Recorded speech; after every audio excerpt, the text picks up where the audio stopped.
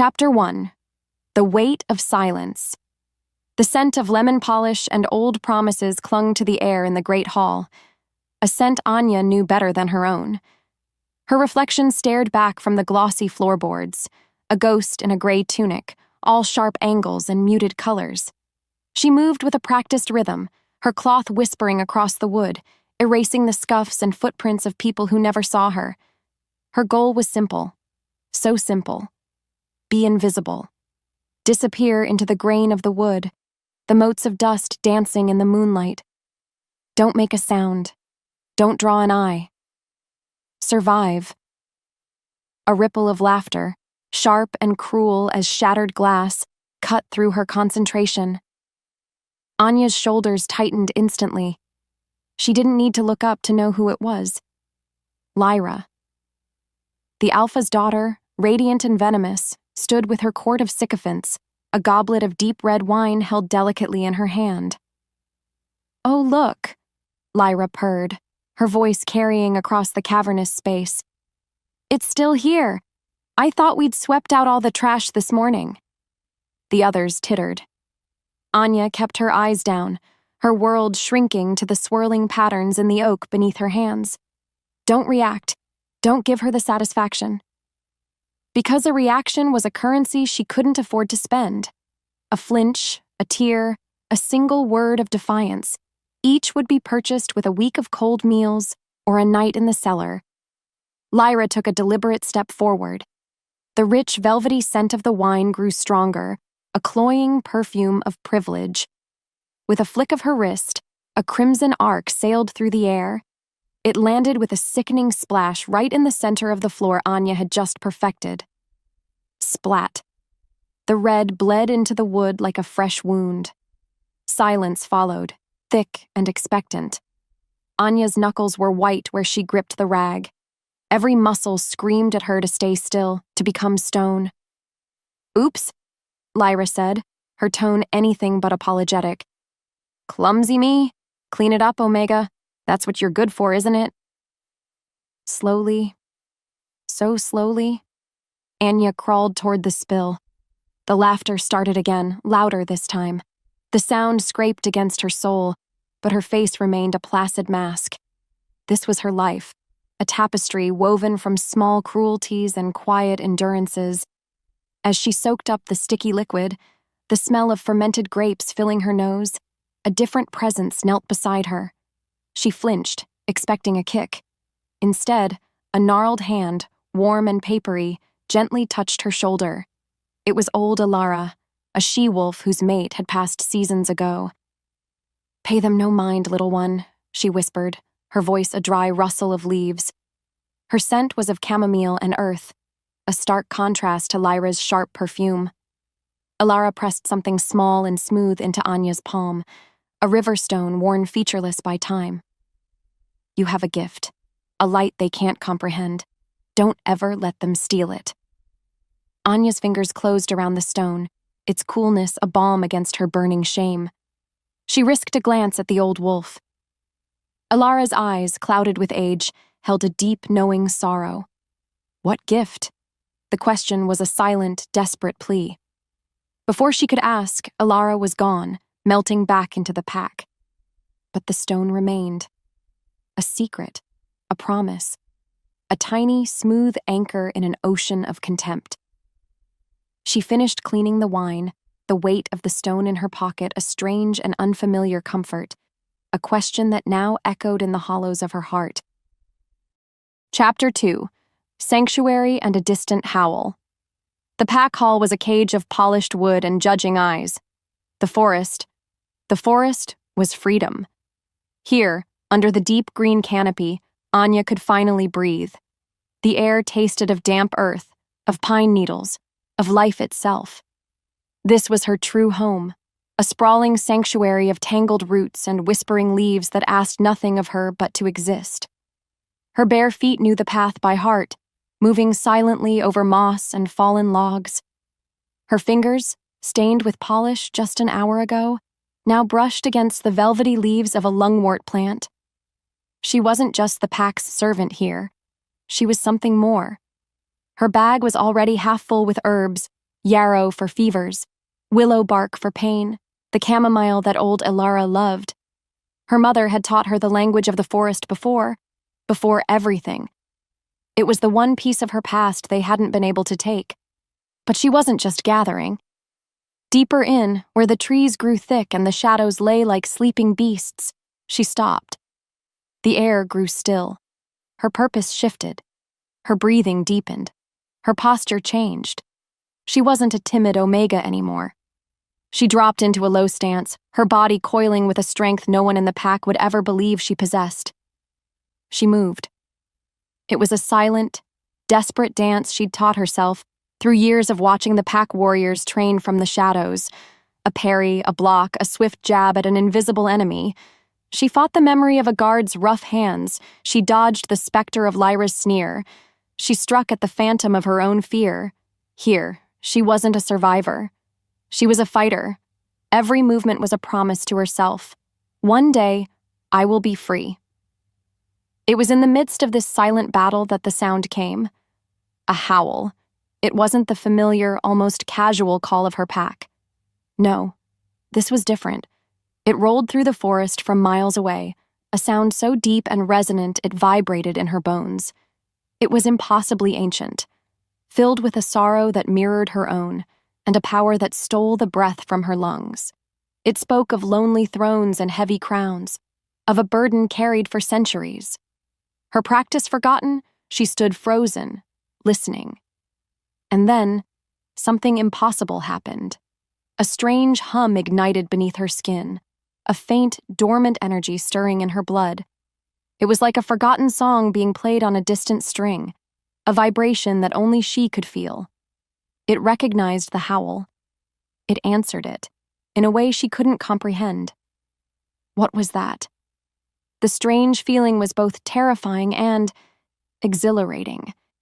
It was a hint of the gift Elara had spoken of, a secret part of her she had long suppressed, believing it to be a curse. The howl faded, leaving an echo not in the air, but inside her very soul. She stood trembling in the sudden silence of the forest, the wild, lonely call of a distant king branding itself onto her heart. Chapter 3. The King is Coming. The summons came an hour later. The Alpha's call, a sharp, commanding howl that demanded the presence of every pack member. Anya's brief sense of freedom evaporated, replaced by the familiar cloak of dread. She slipped into the great hall, now clean and gleaming, and found a place along the back wall trying to blend in with the tapestries. The air was electric, thick with a nervous energy she hadn't felt in years. Wolves shifted on their feet, murmuring in low voices. At the head of the hall, on his carved wooden throne, sat Alpha Valerius. He was a brute of a man, with a beard like tangled briars and eyes as cold as river stones. Beside him, Lyra preened, her smug smile a slash of red in her pale face. She was convinced this meeting was about her. "My pack!" Valerius's voice boomed, silencing the whispers. "I have news that will change the fate of the Black Moon pack forever." He let the words hang in the air, savoring the drama. "In 3 days, on the night of the full moon, we will host the mating ceremony." A wave of excitement rippled through the younger wolves. Anya felt nothing. Ceremonies like this were not for her. They were for wolves like Lyra, beautiful and cruel, who would be offered up like prizes. "But this is no ordinary ceremony," Valerius continued, his eyes sweeping the room. "We will be honored by the presence of a guest, the Alpha King himself, King Rhys of the Silver Throne." A collective gasp went through the hall. The Alpha King, a figure of myth and legend, a king so powerful he hadn't needed to visit a subordinate pack in decades. Why now? Why them? Fear, sharp and metallic, began to lace the air. Lyra, however, looked ecstatic. She ran a hand down her silken dress, her gaze flicking between the pack's most handsome guards as if to say, "He's coming for me." Anya just wanted it to be over. She wanted to slip away, back to the woods, back to the memory of that strange, powerful howl. Valerius's cold gaze landed on the polished floorboards, and then, with unerring cruelty, it found her. His lip curled in disdain. Our home must be spotless for the king's arrival, a testament to the strength and order of my pack. He pointed a thick finger directly at Anya, making her the center of 100 pairs of eyes. The Omega will see to it. From top to bottom, she will not rest until this hall shines like glass. The world tilted. The weight of his command, of every eye in the hall, pressed down on her, suffocating her. It wasn't just an order. It was a public declaration, a reminder of her place. You are nothing. You are the dirt beneath our feet. She lowered her head, the heat of shame crawling up her neck, her mother's last words echoing in her mind. Be strong, little one. Your blood is a river, not a puddle. But in that moment, she felt like nothing more than a puddle, about to be evaporated by the heat of a king's gaze. Chapter 4: The Scent of Truth. The great hall thrummed with a nervous energy that felt like a gathering storm. Anya moved along the edges of the room, a ghost refilling goblets and clearing away plates of half-eaten food. The air was a thick cocktail of scents: roasting boar, spiced wine, and the 100 different notes of the pack, from anxious to arrogant. She kept her eyes down, her senses overwhelmed, her entire being focused on the single goal of being utterly forgettable. Then, the heavy oak doors swung open, and silence fell. He didn't stride in like a conqueror. He entered like the tide, a quiet, inexorable force that commanded the room without a sound. King Rhys was not the brute she had imagined.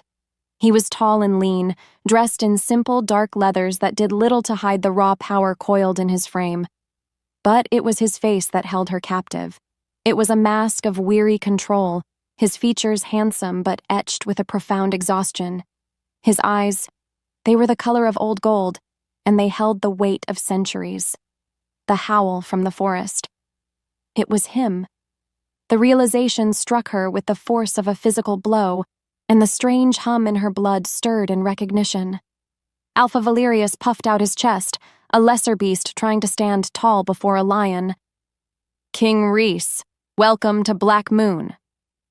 Rhys gave a slight, formal nod, his gaze sweeping the room with a polite disinterest that felt more insulting than any sneer.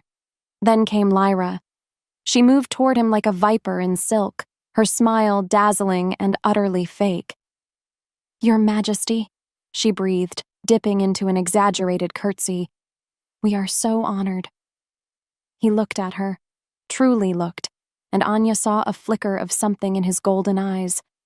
Assessment, and then dismissal. It was subtle, but it was there. Alpha Valerius's daughter, I presume, he said, his voice a low, gravelly rumble that vibrated through the floorboards. Lyra's smile faltered for a fraction of a second. I am, she said, recovering quickly, and I hope you find our hospitality to your liking. I'm sure I will, he replied, his gaze already moving on, scanning the faces of the pack. Searching. For what? The rejection, however quiet, was a public slap. Lyra's face flushed a dangerous shade of red. Her fury, having nowhere else to go, found its favorite target. Her eyes locked on Anya. With a vicious hiss, she deliberately knocked a heavy silver goblet from a nearby table. It hit the stone floor with a deafening clang, denting on impact. You! She shrieked, pointing a trembling finger. Clean that! Now! On your knees! Show the king how we deal with worthless things. The room held its breath. It was a test of power, a petty display for a slighted ego. Humiliation washed over Anya in a cold, sickening wave. She had no choice. She sank to her knees, the rough stone biting into her skin, and reached for the fallen cup. As her fingers closed around the cool metal, she felt it. A gaze, intense, unwavering. She slowly lifted her head, and her eyes met the king's. He wasn't looking at Lyra, or her father, or anyone else. He was looking directly at her. And there was no pity in his eyes, no disgust. There was only a burning, world-shattering question. Chapter 5. A King's Kindness. The feast was finally over. The last of the drunken laughter had faded, leaving behind a graveyard of bones and spilled wine. Silence, blessed and absolute, settled over the great hall. It was in these quiet, lonely hours that Anya felt most herself. She worked methodically, collecting tarnished silver and stacking greasy plates, her movements slow and deliberate in the echoing emptiness. The king and the alphas had retired to discuss politics, leaving her to clean up their excess. It was always her job to clean up the excess. She reached for the shards of a crystal goblet Lyra had smashed in a fit of pique earlier in the evening. A smaller, sharper cruelty that had gone mostly unnoticed. A sliver of glass nearly invisible in the moonlight sliced deep into the palm of her hand. Anya hissed, dropping the pieces with a clatter. Blood, dark and immediate, welled up from the cut. It was a stupid mistake, a careless injury born from exhaustion. She squeezed her hand, trying to staunch the flow, a familiar frustration tightening her chest. "Are you all right?" The voice came from the shadows. Deep. Calm. The same voice that had rumbled through the hall hours before. Anya's heart leaped into her throat. She spun around, her injured hand held protectively to her chest, her body instantly tensing for a blow. King Rhys stood by the massive stone hearth, watching her. He hadn't left. Why hadn't he left? Her mind raced. To be alone with an alpha is danger. To be alone with the Alpha King is a death sentence. Her only goal was to flee, to make herself small and vanish. But he didn't move toward her with aggression. He stepped into the moonlight, his expression unreadable, and his golden eyes were fixed on the blood dripping between her fingers. "You're hurt," he stated, not a question, but a fact. She took a stumbling step back, her back hitting a wooden table. "I'm fine, Your Majesty. It's nothing." Her voice was a pathetic whisper. He ignored her words. He closed the distance between them in 2 silent strides. He was so much taller up close, a mountain of quiet power. He smelled of pine and cold night air and something else. Something wild and ancient. Anya flinched, expecting him to grab her, to punish her for her clumsiness. Instead, he simply held out his hand. "Let me see." It wasn't a command. It was a request, spoken with a gentleness that shattered all her defenses. No alpha had ever spoken to her like that. Confused, terrified, and utterly mesmerized, she slowly, hesitantly uncurled her fingers and placed her bleeding hand in his. His grasp was warm and surprisingly soft. The moment their skin touched, the hum ignited in her blood again. Not faint this time, but a powerful thrumming chord of energy that sang between them. His breath hitched. He lifted her hand closer, his head bent, and inhaled softly against her skin. His head snapped up. His golden eyes widened, blazing with a sudden, shocking intensity. He wasn't smelling a scentless omega. He wasn't smelling her blood. He was smelling her soul. Chapter 6. The True Blood Secret. He didn't let go. His grip on her hand tightened, not painfully, but with a sense of finality, of discovery. "Come with me," he murmured, his voice low and urgent. Before Anya could protest, he was leading her away from the wreckage of the feast, out of the great hall and through a side door she'd only ever used to take out the trash.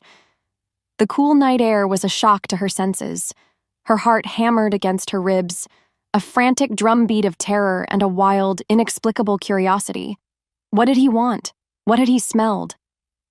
He led her to a secluded stone balcony that overlooked the dark, sleeping forest.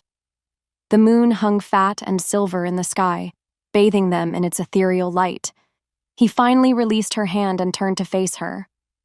The weariness was gone from his eyes, replaced by an intensity that pinned her in place. "Don't look at me like they do," he said, his voice raw. "Don't look at the king. Look at me." It was a plea. He was asking for something she hadn't willingly shown another soul since she was a child. He was asking for her gift. Trembling, she did as he asked. She let the walls down. She stopped seeing the Alpha King and allowed her senses, her true senses, to perceive him. The golden light of his aura was immense, powerful, but it was frayed, tainted with shadows. She could feel a creeping coldness, a sickness deep in his bloodline, a slow, patient poison that was dimming his light from the inside out.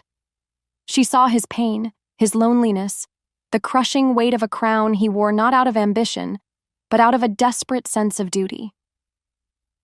"You see it, don't you?" he whispered, his voice laced with a terrible, fragile hope. "The curse?"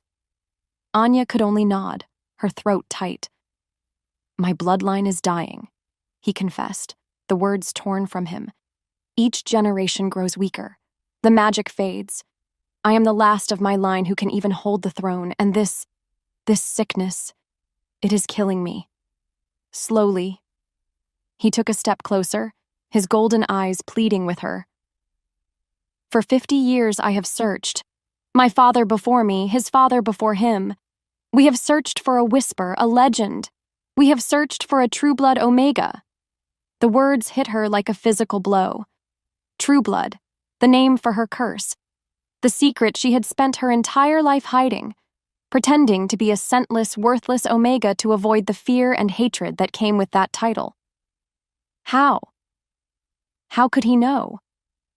"Only a true blood can see the truth of a soul," he continued, his voice dropping to a desperate murmur.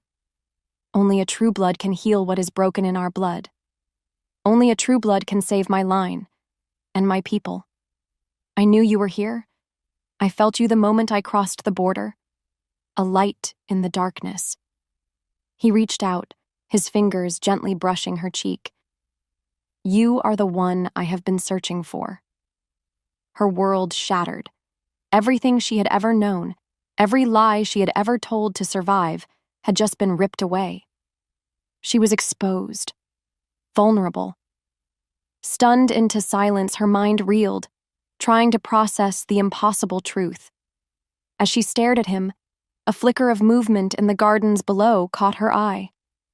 A shadow detached itself from a hedge. It was one of her Alpha's guards.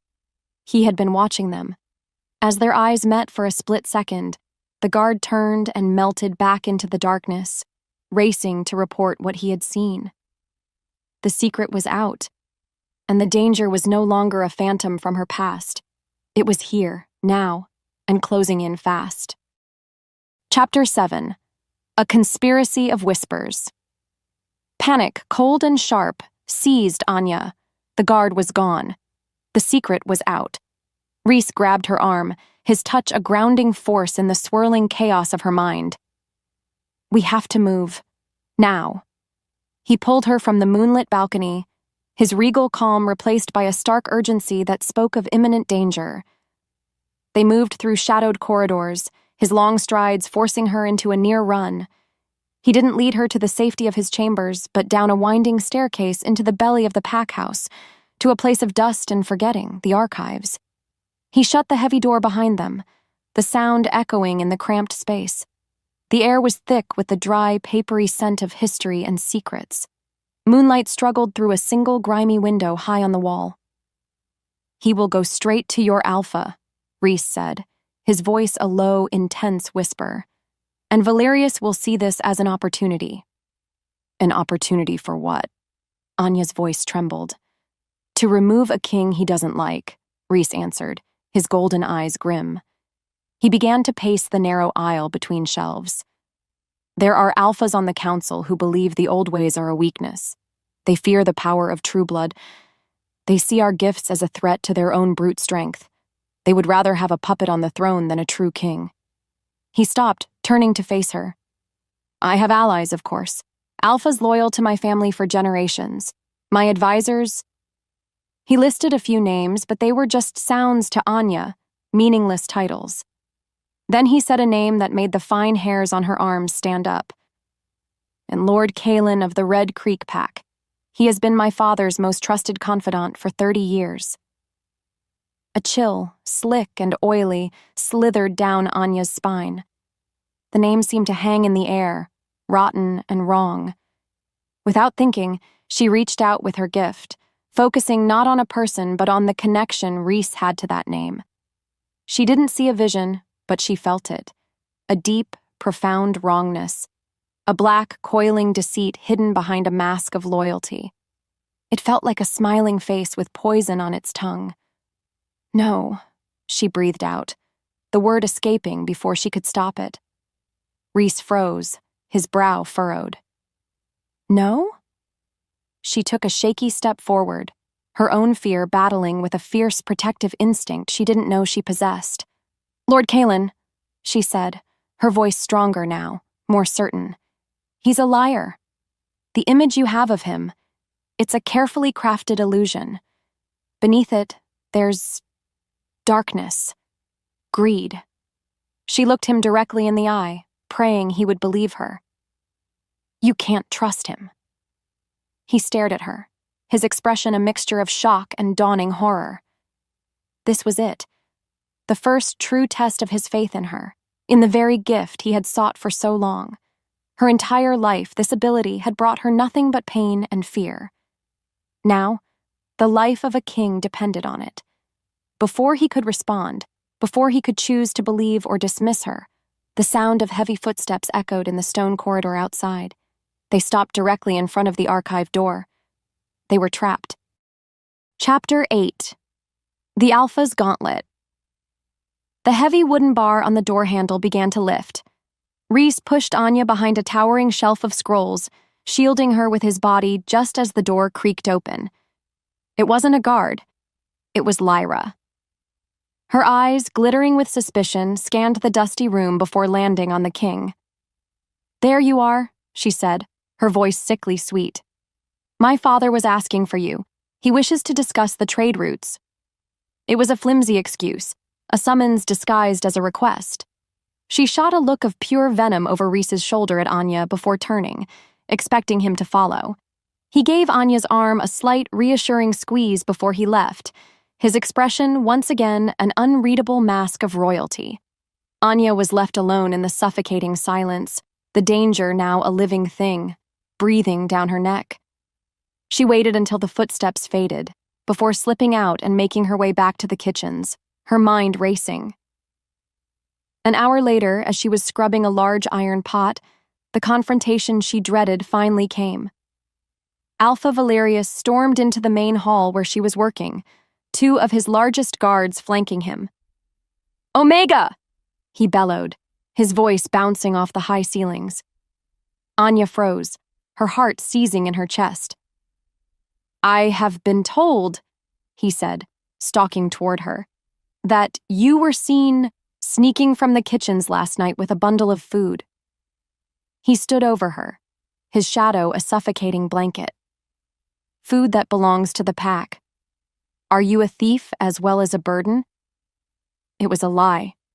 A pathetic, transparent lie designed to humiliate and punish her for being seen with the king. The guards moved to grab her. Anya squeezed her eyes shut, bracing for the inevitable. "That will be enough, Valerius?" The voice was not loud, but it cut through the hall with the chilling finality of a headsman's axe. King Rhys stood at the entrance to the hall, his arms crossed over his chest. He moved with a lethal grace, his golden eyes fixed on Valerius, burning with a cold fire that promised violence. "The Omega was with me," he said, his voice dropping to a low, dangerous growl that made the guards hesitate. "She was seeing to a task I set for her." He came to a stop beside Anya, placing himself between her and her alpha. "From this moment on, she is under my personal protection. If you or any of your wolves so much as look at her incorrectly, you will answer directly to me. Is that understood?" The hall was utterly silent. It was a direct challenge. A king putting his authority on the line for a worthless Omega. Valerius's face purpled with rage, but he was powerless. He couldn't defy the king, not openly. He gave a stiff, jerky nod. "As you wish, Your Majesty." The words were choked with hatred. In the tense standoff, as Valerius trembled with barely suppressed fury, Anya noticed it. His right hand, clenched into a fist at his side, was twitching uncontrollably. The skin around his knuckles had a strange sallow tint to it, a sickly yellow-gray she recognized from her herbal studies. It was the telltale sign of a slow-acting poison derived from wolfsbane root. A new, terrifying thought took root in her mind. He wasn't just a tyrant. He was a victim, or something far, far worse. Chapter 9. The Ledger and the Lie.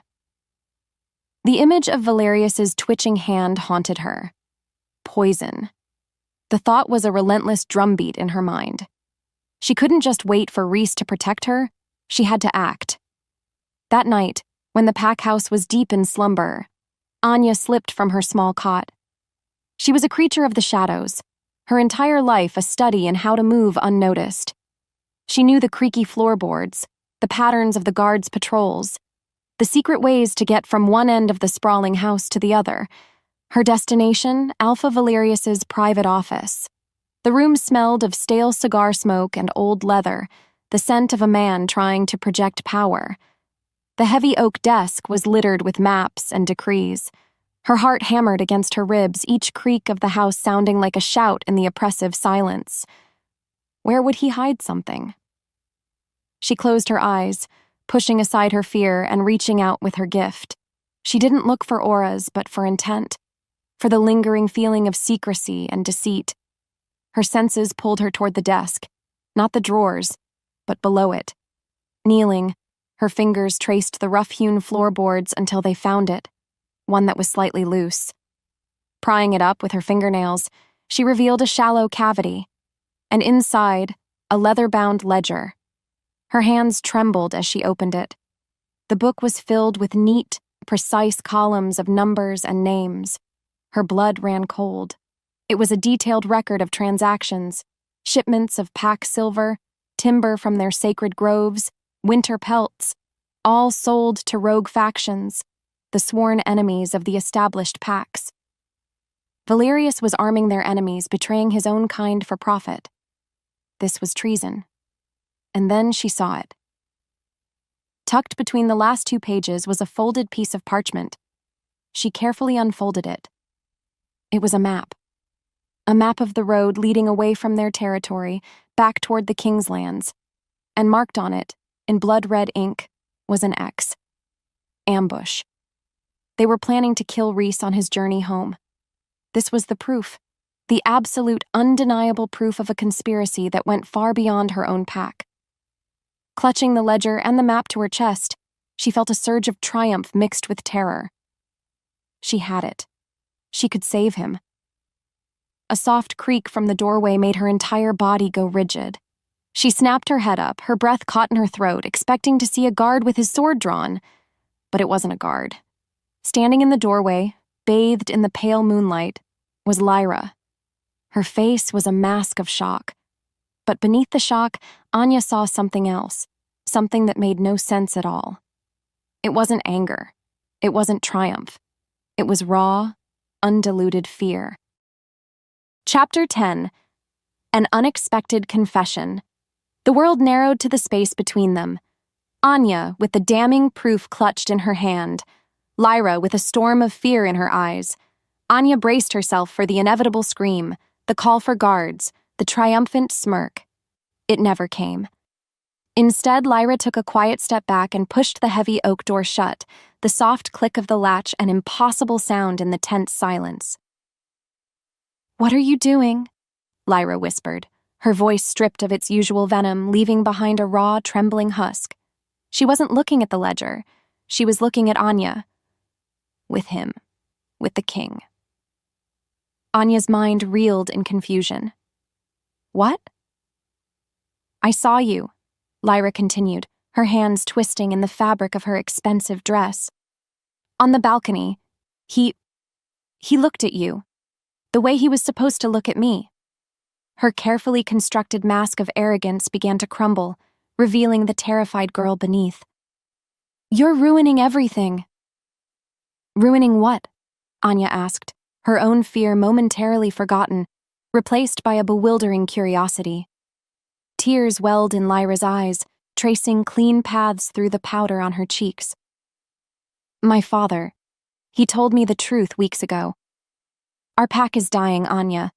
The harvests are failing, the herds have moved on, and the rogue attacks are getting worse. We're bleeding silver just to survive. She took a ragged breath, the confession tumbling out of her in a desperate rush. He said the only thing that could save us, the only thing that could save our people, was an alliance with the king. A mating. My mating. She looked at Anya, her expression a heartbreaking mix of anger and pleading. I don't even like him, he's old and sad, but I was willing to do it for the pack, and now you, some nothing. You're taking away our only hope. The pieces clicked into place with sickening clarity. The poison, the desperation, the lies. Lyra wasn't a monster driven by ambition. She was a pawn, manipulated by her father's grand, treasonous scheme. He had fed her a story of salvation while he plotted murder. Anya looked down at the ledger in her hand, at the map marked with a blood-red X. This was the real story. This was the truth that would shatter Lyra's world far more than any failed mating. A flicker of something she never thought she'd feel for Lyra, pity stirred in her chest. Lyra, she began, holding out the book. That's not the truth. Your father... Before she could finish, the door burst open with a splintering crash. Alpha Valerius stood there, his face a thunderous mask of pure fury. His eyes darted from the ledger in Anya's hand to his daughter's tear-streaked face. He understood instantly, and he lunged. Chapter 11. The midpoint shift. Valerius's roar of fury was inhuman, but he didn't lunge for Anya.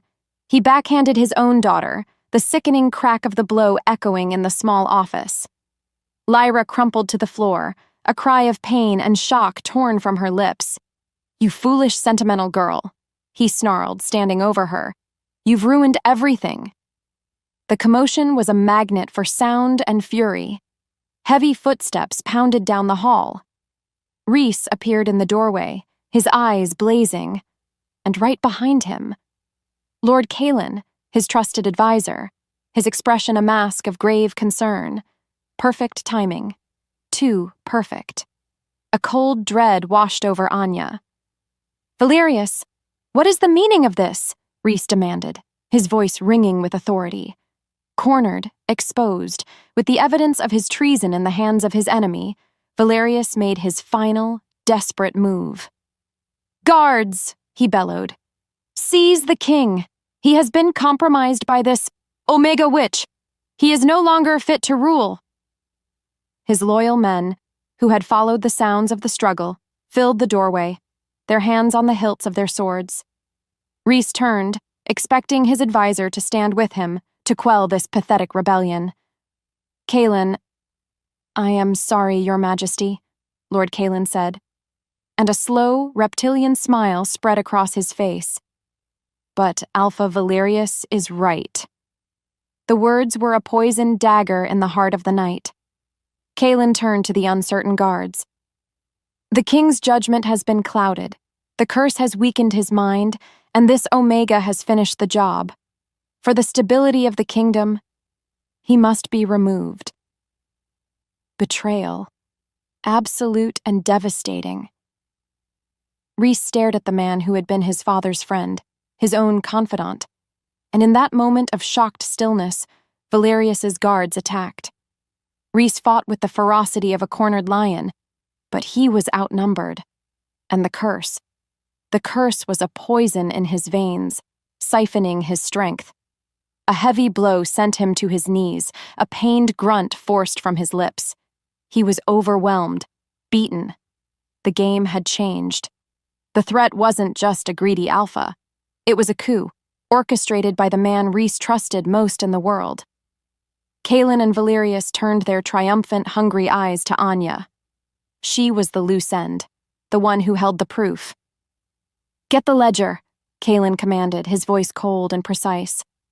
A guard started toward her. Her world dissolved into a tunnel of pure animal terror. But just as the guard's hand reached for her, a blur of motion came from the floor. Lyra, Her face bruised, but her eyes blazing with a newfound terrible clarity, scrambled to her feet. She had seen her father's true face, had heard the depth of his treason, and she made a choice. With a guttural scream of defiance, she yelled, "Run!" Chapter 12. A Flight Through Darkness. Lyra's scream shattered the moment. She grabbed a heavy stone inkwell from the desk and hurled it at the closest guard. It struck him in the head with a sickening thud, and he went down. That single act of rebellion bought them 3 precious seconds. Rhys, seeing the opening, surged to his feet and slammed his shoulder into another guard, clearing a path. He grabbed Anya's hand. "Go!" They fled. They burst from the office and plunged into the labyrinth of the pack house, the shouts of angry men rising behind them. They didn't stop, didn't look back.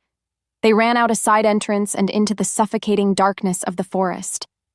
The cold night air burned in Anya's lungs. Behind them, a horn sounded. The hunt was on. The terrifying baying howls of the warhounds echoed through the trees, a sound promising torn flesh and broken bones. Panic tried to claw its way up her throat, but she shoved it down. Panic was a luxury. Rhys was powerful, but he was a stranger in these woods. She was not. This was her sanctuary, and tonight it had to be her salvation. "This way," she gasped, pulling him off the main path and into the tangled undergrowth. She led him on a desperate, weaving path she had forged over years of secret explorations, over fallen logs slick with moss, through thorny thickets that tore at their clothes, across a shallow, babbling brook to cover their scent. The hounds grew closer, then farther away, then closer again. It was a terrifying dance in the dark. For what felt like an eternity, they ran, fueled by nothing but adrenaline and fear. Finally, they burst through a line of ancient pine trees and found themselves on a precipice. Below them, a river, swollen with recent rains, raged through a narrow gorge. It was too wide to jump, the current too strong to swim. They were trapped. Rhys leaned against a tree, his chest heaving, his breath coming in ragged, painful gasps. The fight, the flight. The curse was consuming his remaining strength. Anya could see the faint, dark veins spreading on his skin, a visible mark of the poison in his blood. He was too weak to shift, too weak to fight, too weak to even cross the river. The sound of snapping branches and the low growls of the hounds told them their time was up. Torches flickered through the trees behind them, a constellation of approaching death. Valerius and his hunters were closing in. Rhys pushed himself off the tree, stumbling. He looked at Anya, his golden eyes filled with a desperate, ragged apology. "I can't," he choked out, his body trembling with exhaustion. "Anya, I can't." The king was broken, his strength was gone, and all that stood between him and the traitor's blade was her. Chapter 13. A Healer's Choice. The torches were getting closer, a ring of fire tightening around them in the oppressive dark. Rhys sagged against her, his weight a deadening anchor, the shallow rasp of his breath a terrifying drumbeat counting down their final seconds. The river roared beside them, a merciless churning maw. There was no escape. This was the end. Anya's mind went numb, a quiet, cold acceptance settling over her. This was how her story was always meant to finish, in darkness, hunted and alone. Rhys coughed, a racking, painful sound that brought her back to the horrifying present. He slid down the trunk of the tree, collapsing at its roots. "Anya!" he gasped, his golden eyes clouded with pain searching for hers. "The curse, it's not just a sickness, it's a poison." His voice was a threadbare whisper, nearly lost in the roar of the river. "It unspools the magic in our blood.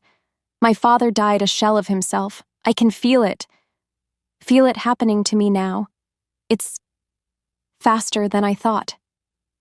His kingly mask was gone completely, stripped away by pain and exhaustion. All that was left was a man, terrified and vulnerable, looking at her as if she were the last star in a dying sky.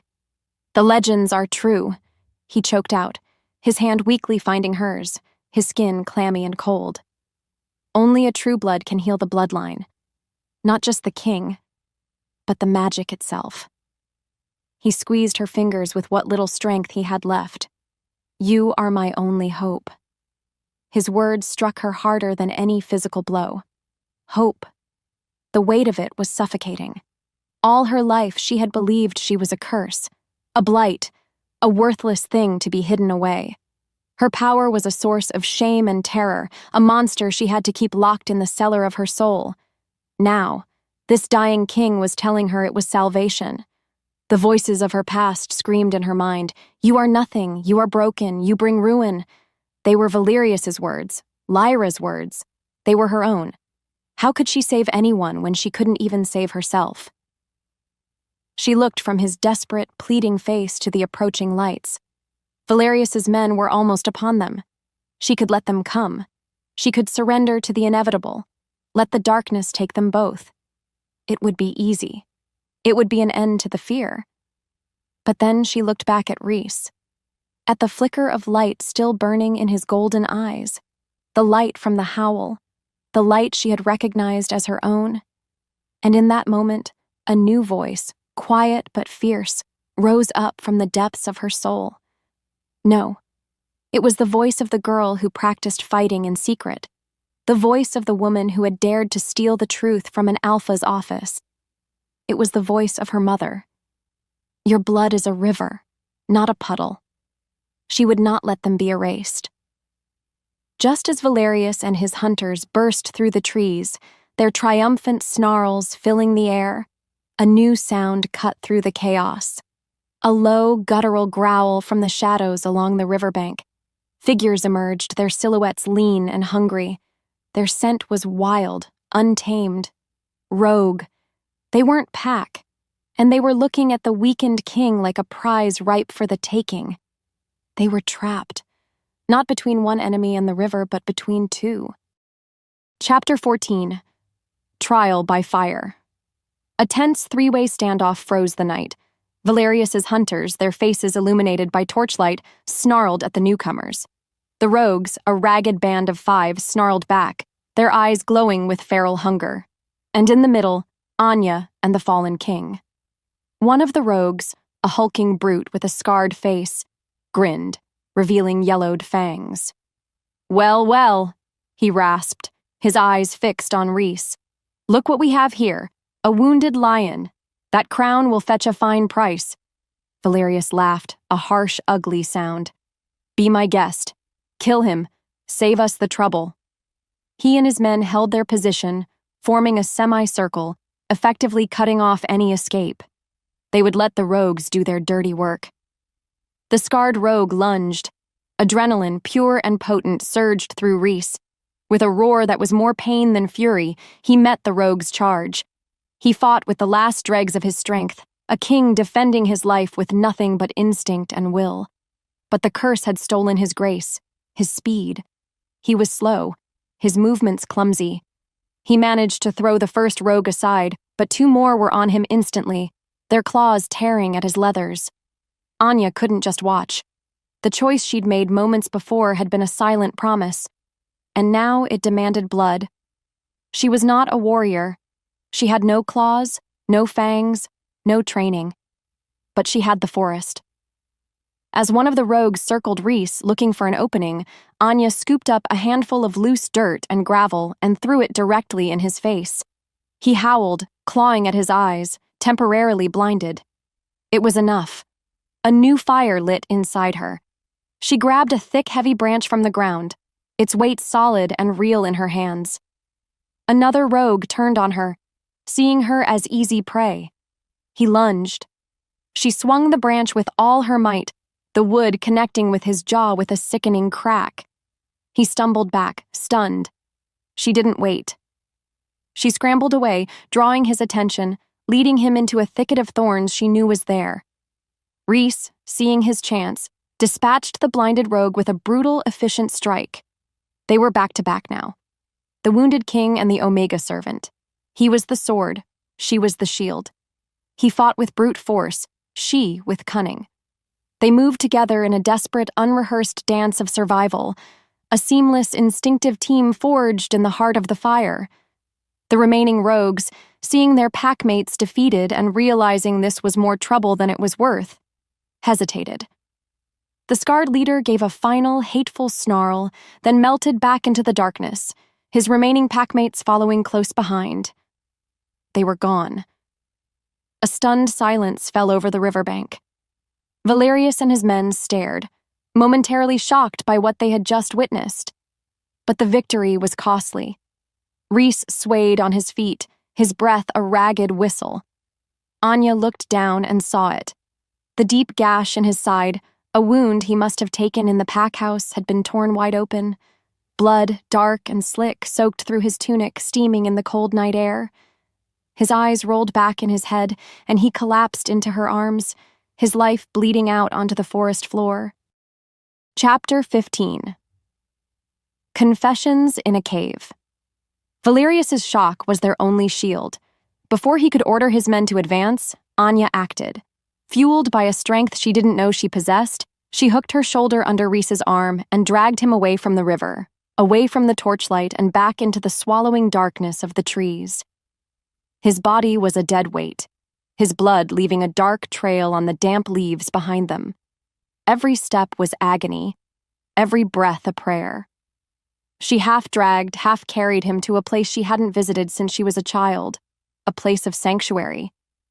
Behind a thick curtain of ancient ivy that clung to a rock face was the narrow opening to a cave.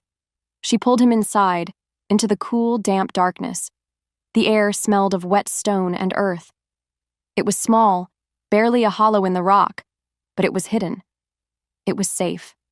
For now. She gently lowered him to the ground. He was shivering, his skin feverish to the touch. With trembling hands, she tore strips from the bottom of her tunic and opened the small leather pouch she always carried. It was filled with the herbs she'd gathered just yesterday, in another lifetime. She worked quickly, her mother's lessons guiding her hands.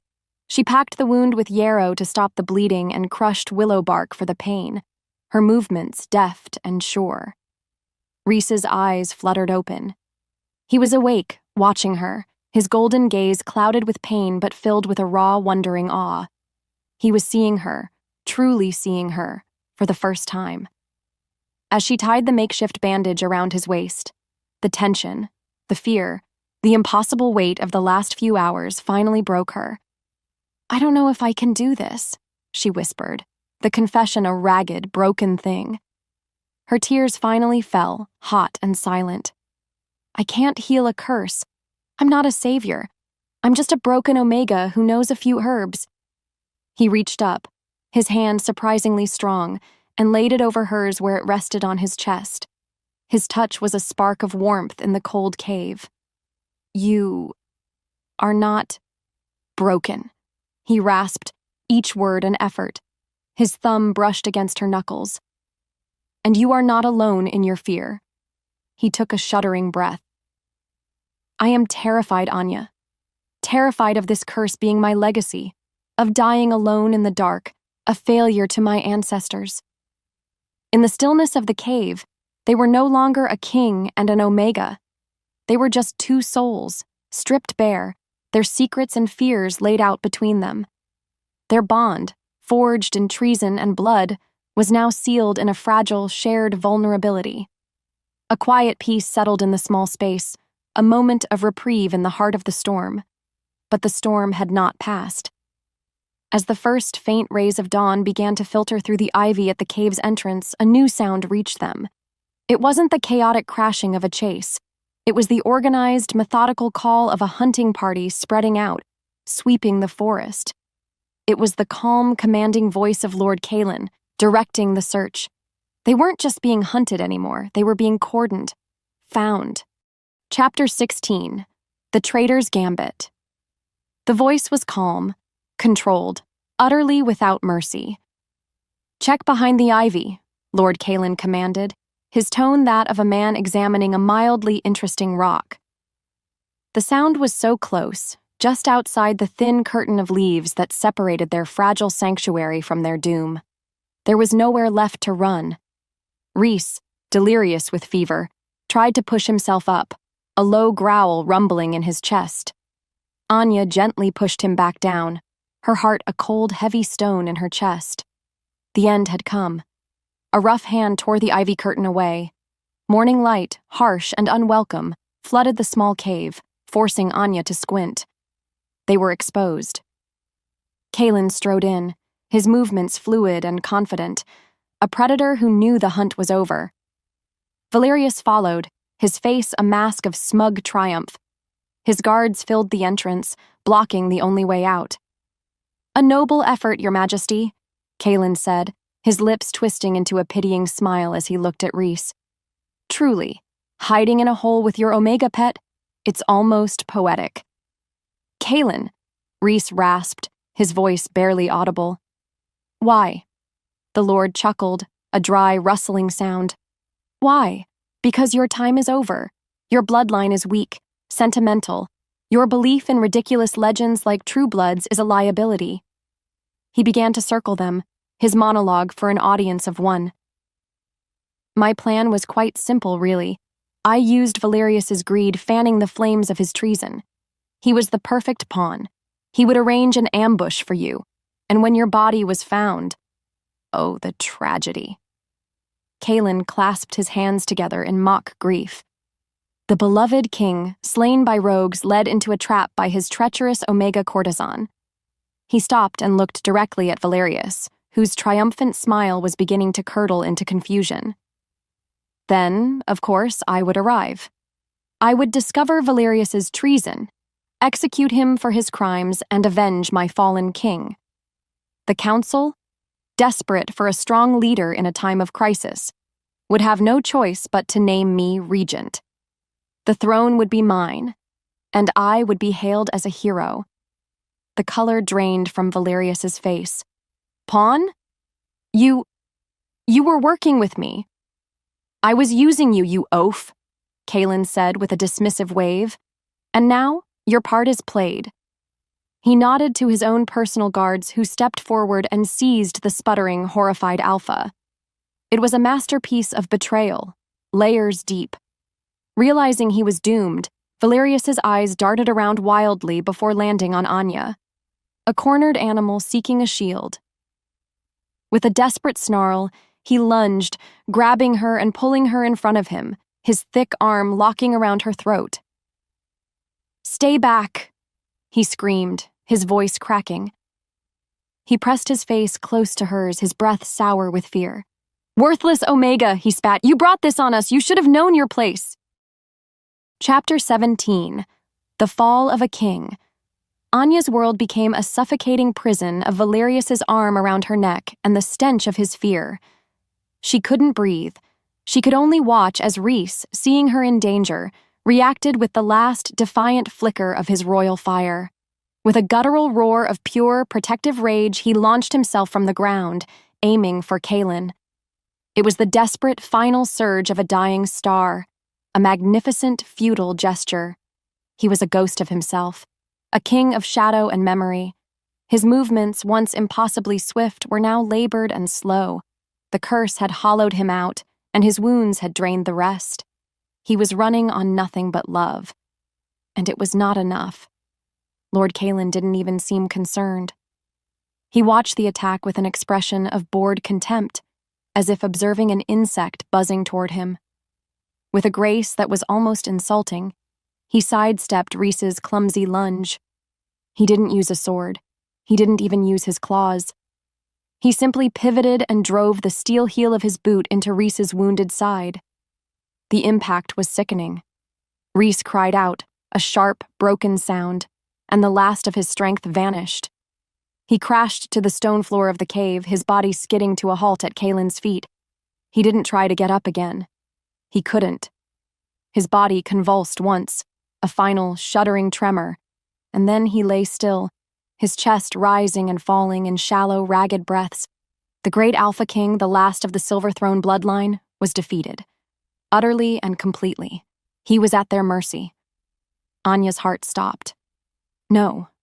No. No. No. The word was a silent scream in her mind. This was it, the lowest point, the end of all hope. The nightmare she had been running from her entire life had finally caught her. Kalen looked down at the fallen king, his chest puffed with pride. He reached into his leather tunic and slowly, theatrically drew a long, slender dagger. The steel was dark, almost black, and it seemed to drink the light from the cave. His smile was the most terrifying thing Anya had ever seen. It was a smile of pure, absolute triumph, a smile that said, "I have won." He stood over Rhys's prone form, a dark angel of ambition preparing to deliver the final killing blow. He was going to execute him right there, on the cold, damp earth, and erase his bloodline from the world forever. Chapter 18. A scream in the silence time slowed to a thick, syrupy crawl. Anya saw everything with a horrifying, crystalline clarity. The cruel, elegant curve of Kaelin's dagger, the smug, triumphant twist of his lips, the faint, almost imperceptible mist of Rhys's last shallow breaths. He was going to die. Here. Now. And it was her fault. Valerius's words echoed in the sudden silence of her mind. This is what happens when filth like you tries to rise. He was still holding her, his arm a band of iron, his words the final hammer blow meant to shatter her completely. And for a second, she believed him. Despair, cold and absolute, washed over her. She was a broken Omega, a curse, a worthless thing who had dared to hope. This was her punishment. Kaelin raised the dagger high, the dark metal catching a single cruel beam of morning light, and something inside Anya broke. It was not her spirit. It was the dam, the great towering wall she had built around her soul, brick by painful brick, to hold back the raging river of her power. All the fear, all the shame, all the nights spent crying in silence, all the insults and bruises, every moment of quiet endurance and hidden defiance from her entire life coalesced into a single, white-hot point of pressure. And it exploded. A scream tore from her throat. It was not a scream of terror. It was not a plea for mercy. It was a sound that had not been heard in the world for centuries. It was the sound of a soul unbound. It was primal, ancient, and utterly terrifying. More than a sound, it was a shockwave, a physical blast of raw, untamed, true blood power that ripped through the cave and out into the clearing. Everything stopped. The dagger froze in Kaelin's hand, inches from Rhys's throat. The smug look on his face was replaced by one of stunned disbelief. Valerius's arm went slack around her neck, his jaw hanging open in shock. The guards at the cave entrance stumbled back, their hands flying to their ears, their faces pale with a sudden, superstitious dread. Even the leaves on the trees outside seemed to tremble. The pack members who had gathered, loyal to Valerius and to the king, all turned as one. They stared at the mouth of the cave, at the small gray figure of the Omega girl, now radiating an aura of such immense and terrifying power that it made their bones ache. She had been silent her entire life. But she had just found her voice, and it had the power to shatter worlds. Chapter 19. The Unveiling. The silence was a living thing. It rang in the air, heavy and absolute in the wake of her scream. Every wolf, guard, hunter, traitor was frozen, their eyes locked on Anya. The power that had erupted from her still thrummed in her veins, a wild, exhilarating hum that sang a song of fire and freedom. She was terrified, and she had never felt so alive. Kaelin recovered first. The shock in his eyes melted away, replaced by a dark, glistening avarice. His fear was overshadowed by his greed. "A true blood," he breathed, a rapacious smile spreading across his face. "More powerful than the legends ever claimed. She will be an even greater prize than the throne." He gestured with his dagger toward the guards. "Seize her! Carefully!" But the guards didn't move. They stared at Anya, their pack instincts, older and deeper than any loyalty to an alpha, screaming at them. They saw not an Omega, but an ancient power made flesh. Their feet were rooted to the ground by a primal, superstitious fear. This was a magic their claws and teeth could not touch. Seeing their hesitation, knowing she had only a moment, Anya focused. The power inside her was no longer a blunt, chaotic scream. It was a current she could now direct. She met Kaylin's greedy gaze, and she pushed. She didn't send a sound. She sent the truth. It flowed from her, an invisible, undeniable wave of pure knowledge. She projected the oily, black rot of his soul directly into the minds of every pack wolf in the clearing. They saw it. They felt it. A flash of Kaylin poisoning the old king's wine. A slow, patient murder. The visceral feeling of a cold blade of betrayal sliding into the back of a trusted friend. They experienced the chilling satisfaction he felt as he plotted Rhys's downfall, the contempt he held for them all. It wasn't a story she told them. It was a memory she gave them, their own. A collective gasp, a wave of revulsion, rippled through the assembled wolves. They recoiled from Lord Kaylin as if he were physically covered in filth. The expressions on their faces shifted from confusion to horrified understanding, and then to a simmering, righteous rage. In the space of a single breath, the power dynamic of the entire kingdom had been shattered. Kaylin was no longer a charismatic lord or a potential king. He was a monster, his soul laid bare for all to see. The guards who had been ready to die for him now looked at him with murder in their eyes. He was alone. And in that moment of absolute chaos, as Kaylin stared in disbelief at the ruin of his plans, Lyra made her move. Chapter 20. An Alliance of Scorned Daughters. With Kaylin's treachery exposed, the pack was a powder keg waiting for a spark. Lyra provided it. She didn't go to her father, still held captive by Kaylin's bewildered guards. She didn't run to the fallen king. She walked with a steady, newfound purpose and stood at Anya's side, the bruised Omega and the disgraced Alpha's daughter. An impossible alliance. He speaks the truth through her, Lyra's voice rang out, clear and strong, cutting through the stunned murmurs. All eyes turned to her. Last night I found the proof. My father's ledgers. He sold our pack's resources to rogues. He plotted with Kaylin to ambush and murder our king. She raised a trembling but resolute hand and pointed directly at the man who had raised her. My father, Alpha Valerius, is a traitor to this pack, and to the crown. The final nail in the coffin, a daughter's public condemnation. Valerius let out a strangled cry of denial, but no one was listening. The truth was a palpable force in the clearing, and it had chosen its champions. The two women, who had been rivals their entire lives, now stood together, a united front against the corrupt power that had sought to destroy them both. Anya, with her ancient, terrifying gift. Lyra, with her political legitimacy and a voice that the pack, for the first time, truly heard. It was enough. A figure moved from the crowd of pack members. Olda Lara, her face a mask of grim resolve, came and stood behind Anya. Then another wolf, a young hunter whose brother had been killed in a rogue attack, joined her. Then another, and another. Within moments, a protective circle had formed around Anya, Lyra, and the still-downed Rhys. The battle lines were no longer blurred.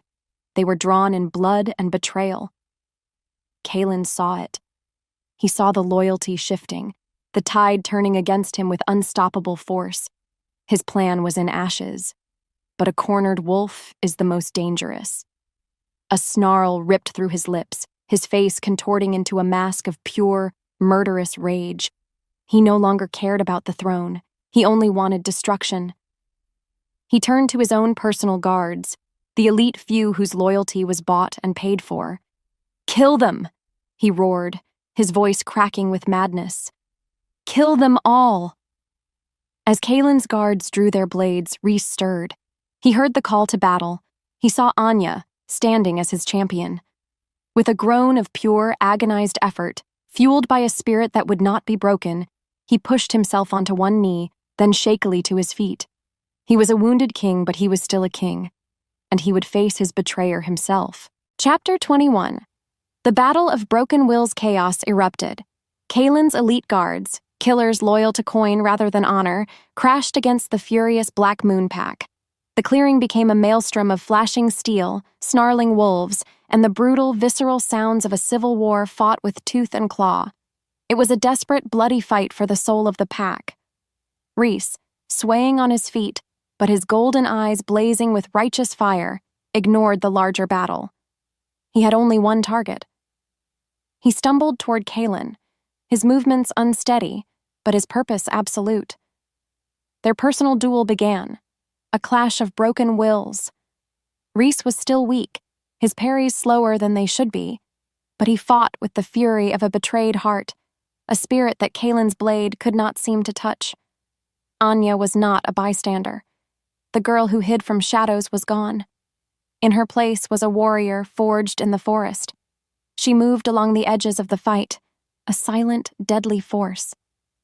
She saw a guard about to flank old Alara and kicked a loose rock into his path, sending him stumbling.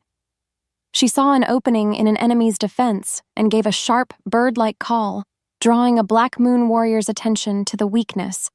Her gift was no longer just about seeing souls. It was about seeing the entire battlefield, the lines of attack, the moments of vulnerability. She was a whisper of guidance, a shadow of intervention, turning the tide of a dozen small fights without landing a single blow herself.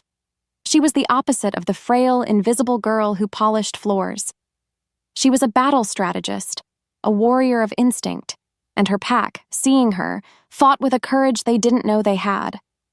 They were no longer fighting for their traitorous alpha or a distant king. They were fighting for the quiet Omega who had shown them the truth. The sight of her, a fierce and brilliant whirlwind of action, seemed to pour strength directly into Rhys. He roared, a true king's roar, and battered Kaelin's defenses with a renewed, impossible vigor. He disarmed his opponent with a brutal twist of his blade, the traitor's sword clattering uselessly to the ground. The raging battle seemed to hold its breath. The fighters on both sides paused, their attention drawn to the center of the clearing. The war had come down to this: the wounded king and the unmasked traitor circling each other barehanded. The final desperate confrontation was about to be decided not with steel, but with blood and bone. Chapter 22. The King and the Omega. The world held its breath. The raging battle dwindled to a tense, watchful silence, the air thick with the scent of blood and ozone. All that mattered now was the space between the two alphas. Rhys, wounded and bleeding, stood with the straight spine of a king who had forgotten how to fall. Kaelin, unmarked but his face a mask of feral desperation, circled him like a hyena sizing up a lion. His plans were ash, his followers broken or captured. All he had left was hate. The fight exploded. It was not the elegant clash of blades, but a raw, brutal brawl of fists and bone. Kaelin was stronger, his body whole and uninjured. He drove Rhys back with a savage series of blows. Rhys stumbled, his knees buckling. His gaze, for a fraction of a second, found Anya's across the clearing. She met his eyes, and in that silent connection, she poured every ounce of her will, her hope, her newfound strength into him. "Fight!" her soul screamed. "Live!" It was like throwing fuel on a dying fire. Rhys roared, a sound of pure defiance, and launched himself back into the fray. He was weaker, but he was smarter. He fought with the desperation of a man who had something to live for. Anya watched, her own body tense, her gift a humming, living thing inside her. She felt Kaelin's intent before he acted. A feint to the left, a heavy blow from the right. A sharp, almost inaudible gasp escaped her lips a split second before the blow landed. It was enough.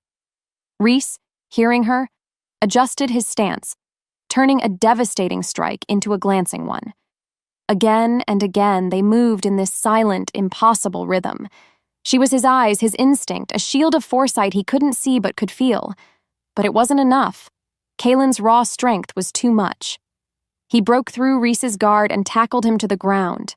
He pinned him, his hands like claws of iron closing around Rhys's throat. This was it. The end. Rhys's face contorted, air stolen from his lungs. Anya's heart shattered. But then, something changed. As Kaelin squeezed the life from the king, a faint, ethereal light began to glow from Rhys's skin. It started at his chest and spread outwards, a soft, silver luminescence. It was the true blood magic. The ancient power, so close to being extinguished forever, was being called forth, reignited by Anya's fierce, unwavering belief in him. The curse, that cold, creeping poison, sizzled and recoiled from the light. It was breaking. Power, pure and overwhelming, surged through Rhys. With a shout that was not of a man but of a king reborn, he arched his back. He threw Kaelin off him as if he were a child's toy. He rose to his feet, no longer the wounded, stumbling survivor. The gash in his side was knitting itself closed. His golden eyes blazed with the light of 1,000 suns. The curse was gone. He stood, a true and terrible king, his aura a blinding inferno of restored power. Kaelin stared, his face a mask of utter terror. The legend he had dismissed was real, and it was about to unmake him. The final blow was swift, merciful. The battle was over. Rhys stood in the sudden, awed silence, a king victorious, and his burning gaze found Anya's. It was a look that held not just victory, but a universe of gratitude, of wonder, and of love. Chapter 23. A Kingdom Reborn. In the aftermath of the battle, a profound quiet settled over the clearing. The Black Moon Pack, their faces a mixture of awe and shame, parted like a river as Rhys walked toward Anya.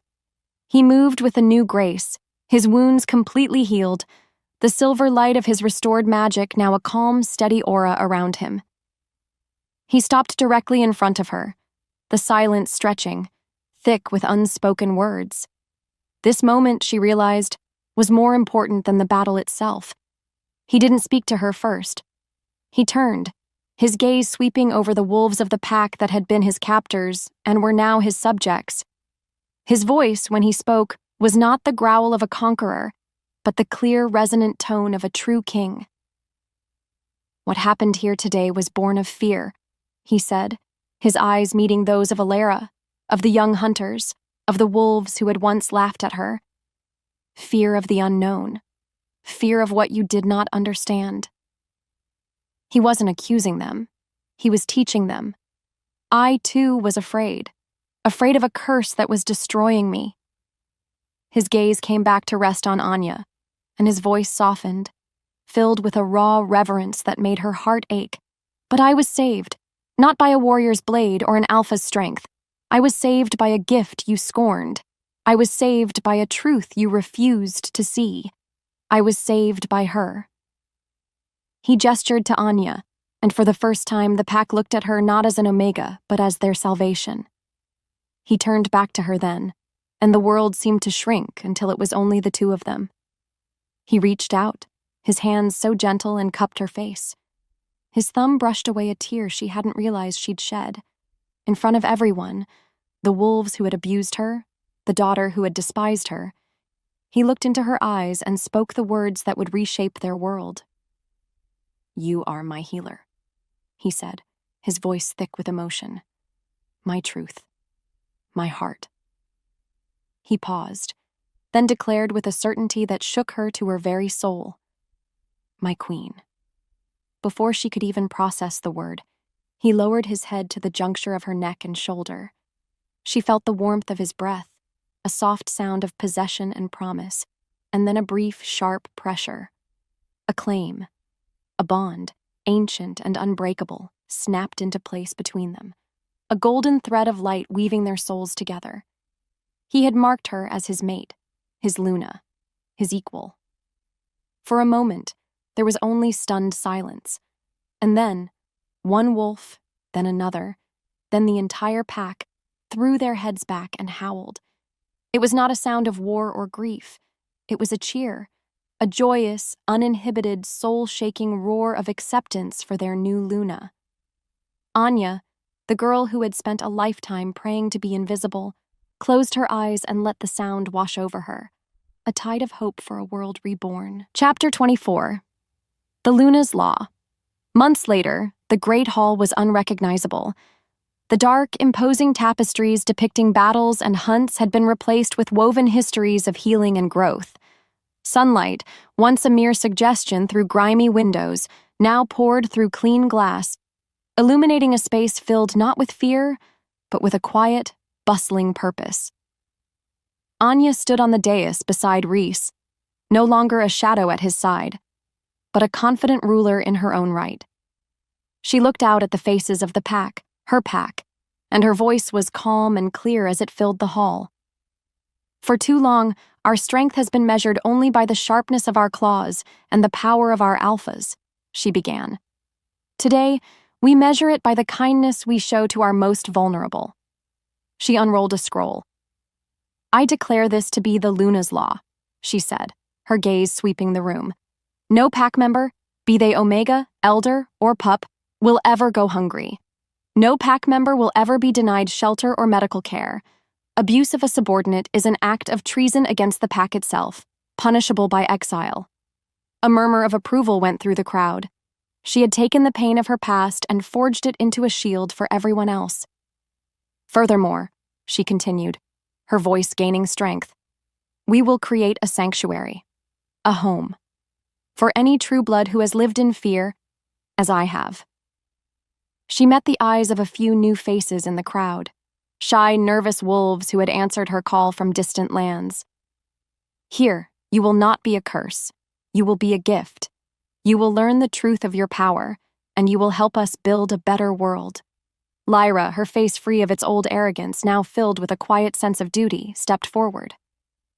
I will oversee the sanctuary, she said, her voice steady. It will be my honor. The disgraced daughter had found her own path to redemption, not through a crown, but through service.